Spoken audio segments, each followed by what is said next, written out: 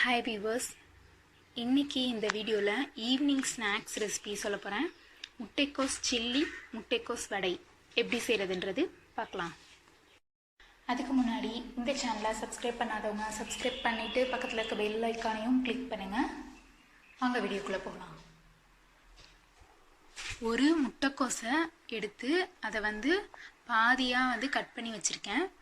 அதில் பாதி இது வடை செய்கிறதுக்கும் சின்ன சின்னதாக கட் பண்ணி வச்சுருக்கேன். இந்த பக்கம் பாதி சில்லி போடுறதுக்காக கொஞ்சம் நீளமாக பெருசாக எடுத்து வச்சுருக்கேன். இப்போ அந்த முட்டைக்கோஸை எடுத்து ஒரு பாத்திரத்துலையோ இல்லைன்னா தண்ணி வடிக்கிற மாதிரி இருக்கிறதுலையோ அதில் வச்சு ஒரு ரெண்டு தடவை அந்த முட்டைக்கோஸை நல்லா கழுவி தண்ணியும் வடித்து எடுத்து வச்சுக்கோங்க. அதில் என்னென்ன சேர்க்கணும் அப்படின்றத பார்க்கலாம். அரிசி மாவு 3 ஸ்பூன் எடுத்து வச்சுருக்கேன். மல்லித்தூள் 1 ஸ்பூன், கரம் மசாலா 1 ஸ்பூன், சாம்பார் பொடி இருந்துச்சுன்னா அது 1 ஸ்பூன், மிளகாய்த்தூள் 1 ஸ்பூன், மஞ்சள் தூள் 1 ஸ்பூன், மிளகுத்தூள் 1 ஸ்பூன் எடுத்துக்கோங்க. தேவையான அளவு உப்பு. இப்போ இது எல்லாமே ரெடி பண்ணி வச்சுக்கோங்க.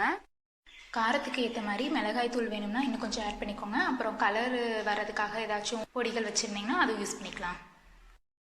கழுவி வச்சிருக்கனால அதில் ஒரு ஈரப்பதம் இருக்கும். அதனால் அதிகமாக தண்ணி எதுவும் ஊற்றிடாதீங்க. கொஞ்சம் வேணும் அப்படின்னா கொஞ்சம் லைட்டாக தெளிச்சு விட்டுக்கோங்க.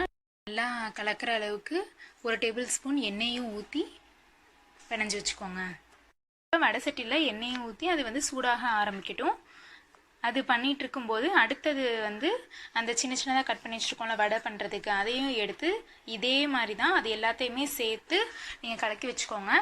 எக்ஸ்ட்ராவாக இதோட பொட்டுக்கடலையும் கொஞ்சம் மிளகாய்த்தூள் அப்புறம் இஞ்சி பூண்டு இது எல்லாத்தையுமே 4 இதை மட்டும் மிக்சியில் போட்டு அரைச்சி தனியாக எடுத்து வச்சுக்கோங்க. இப்போ அந்த அரைச்சதை ஏற்கனவே நம்ம கலக்கி வச்சுருக்க வடை செய்கிறதுக்காக கலக்கி வச்சுருக்க முட்டைக்கோஸில் எல்லாமே சேர்ந்து நல்லா பிணைஞ்சு நீங்கள் போண்டா வேணுன்னா போண்டா மாதிரியோ இல்லைன்னா வடை மாதிரியோ தட்டி ரெடி பண்ணி வச்சுக்கோங்க. இப்போது எண்ணெயில் போட்டு அதை எடுத்துடலாம். ஒரு 10 நிமிஷம் ஆச்சு லோ ஃப்ளேமில் வச்சுட்டு நல்லா அது பொரியட்டும். அதுக்கப்புறம் நீங்கள் எடுத்துடலாம். அதுக்கப்புறம் இந்த வடையையும் போட்டு எடுங்க. சுவையான முட்டைக்கோஸ் சில்லி அண்டு முட்டைக்கோஸ் வடை ரெடி ஆயிடுச்சு. உள்ளே பாருங்கள் நல்லா வெந்திருக்கு 2 பக்கமும். இப்படியும் நீங்கள் ஒரு தடவை ட்ரை பண்ணி பாருங்கள். ஈஸியாக பண்ணலாம். வீட்டில் இருக்கிற திங்ஸ் வச்சு தான் நான் பண்ணுறேன். இதில் கடலை மாவு சேர்க்கலை, கார்ன்ஃப்ளவர் எதுவுமே சேர்க்கலை. ரொம்ப ஈஸியாக குயிக்காக நீங்கள் செய்யலாம். ஓகே வியூவர்ஸ், வேறு ஒரு வீடியோவில் நெக்ஸ்ட்டு பார்க்கலாம். இந்த வீடியோ உங்களுக்கு பிடிச்சிருந்தா லைக் பண்ணுங்கள், ஷேர் பண்ணுங்கள். தேங்க்யூ.